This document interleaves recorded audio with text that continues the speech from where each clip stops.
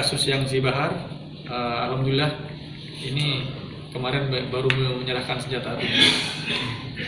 Sudarlun, setelah 2 dari 3 orang terduga pelaku penembakan alat berat milik PT Subkontraktor PT Medco INP Malaka ditangkap Jumat lalu, kini mereka menyerahkan sepucuk senjata api laras panjang jenis AK-56 plus 18 butir peluru kepada pihak kepolisian.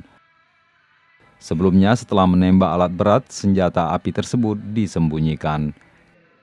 Kemudian berdasarkan kesadaran sendiri, mereka menyerahkan sepucuk senjata api jenis AK-56 plus 18 butir peluru kepada pihak kepolisian pada Rabu pukul 16.00 waktu Indonesia Barat. Kapolres Aceh Timur menyebutkan hingga saat ini pihaknya masih mengejar 1 orang lagi yang buron terkait kasus penembakan tersebut.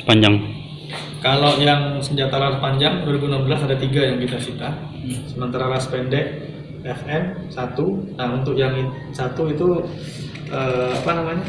airsoft gun. Airsoft gun kemarin awalnya kita mendapatkan airsoft gun ini awalnya mau transaksi senjata api. Ternyata begitu kita tangkap yang dibawanya bukan senjata api, tapi airsoft gun. Sedangkan 2 tersangka pelaku yakni Azhar alias Bahar dan Zubir alias Rambo telah ditangkap personil Satreskrim Polres Aceh Timur pada Jumat lalu di Kecamatan Julu, Aceh Timur.